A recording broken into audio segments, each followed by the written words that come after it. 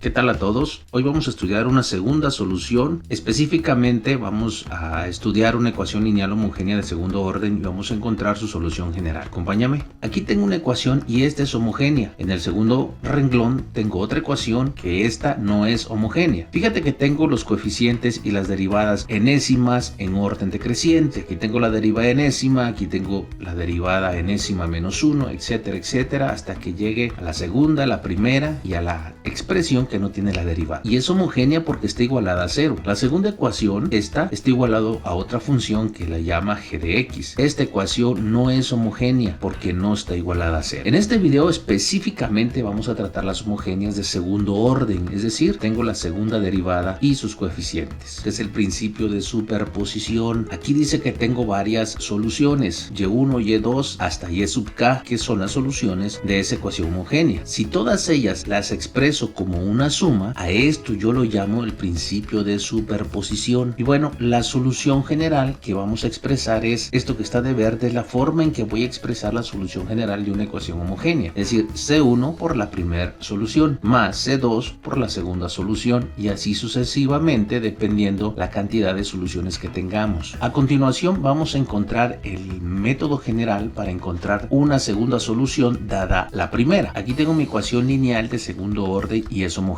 porque está igualada a 0. Lo que vamos a hacer a continuación es que primero vamos a escribir la forma estándar. Siempre que resolvamos un ejercicio es necesario colocar la forma estándar. ¿Qué indica eso? Por ejemplo, voy a dejar el coeficiente de la segunda derivada debe ser 1. Voy a dividir entre a sub 2. ¿Qué indica eso? Todos los términos. A sub 2 entre a sub 2 es 1. Y fíjate que aquí tengo la segunda derivada. En nuestro video, para hacerlo más práctico, vamos a escribir y'. Y a1 entre a sub 2 lo vamos a llamar p de x y su primera derivada. A sub 1 entre a sub 2 lo vamos a llamar q de x y conservamos la y. Esto lo tenemos igualado a 0. Bien, antes de comenzar vamos a suponer que y es igual a u de x por y1. Así que lo que voy a tener, para hacerlo más práctico, que y sea igual a u por y1 nada más.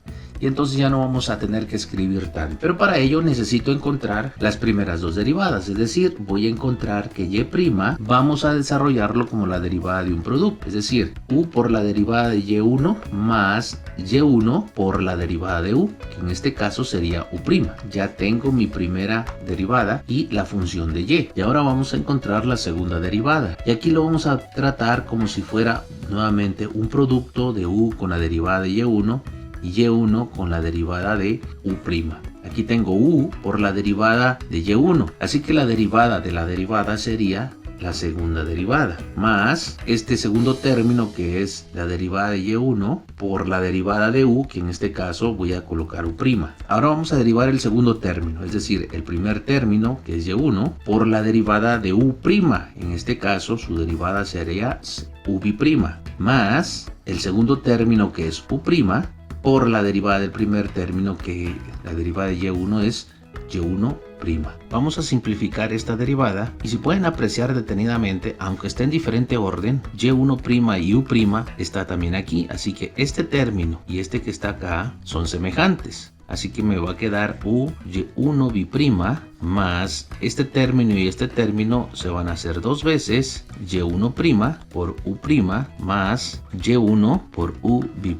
Ya tengo mis derivadas y vamos a realizar la sustitución. En un principio habíamos dicho que hay que escribir la forma estándar, lo que tengo aquí, y vamos a llamarlo ecuación 1. Aquí me tomé la libertad de poder escribir y sus dos derivadas. Vamos a hacer la sustitución en esta expresión, así que mi segunda derivada, que es esto que tengo aquí, lo voy a escribir u, que va a ser u y'1 más dos veces y1' por u' más y1 por u', más aquí dice que es p por la derivada de y la derivada de y, que es la primera que tengo aquí, dice u por y1' más y1 por u', y luego mi ecuación dice más q, que es lo que tengo aquí, multiplicado por y, pero y es u por y1 y esto a su vez es igual a 0. Ahora vamos a agrupar todos los términos que tengo contengan u, que voy a tener. El primer término es y1 b' más, aquí tengo u, si multiplico por p voy a tener p por y1'. Estamos utilizando este término, este que está aquí, y el otro término que tiene u es este, así que vamos a multiplicar más q por y1, recuerda, todos multiplicados por u. Ahora vamos a agrupar todos aquellos que contengan u', y entonces voy a tener 2y1' más, es este que está aquí, y este elemento que es y1 por u' multiplicado por p, tengo p por y1 porque la u' está factorizado, y vamos a concluir con este elemento que nos falta, así que vamos a anteponer primero u' para poner y1, y esto a su vez es igual a 0. Si analizamos detenidamente, toda esta expresión es exactamente la que tengo arriba y esto se hace 0, así que vamos haciéndolo 0.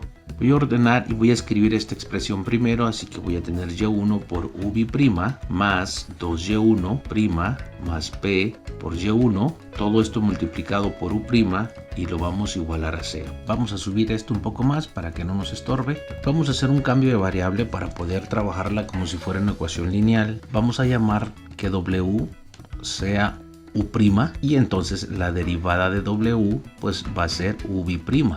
Y entonces aquí vamos a tener y1 y recuerda que u' va a ser w'.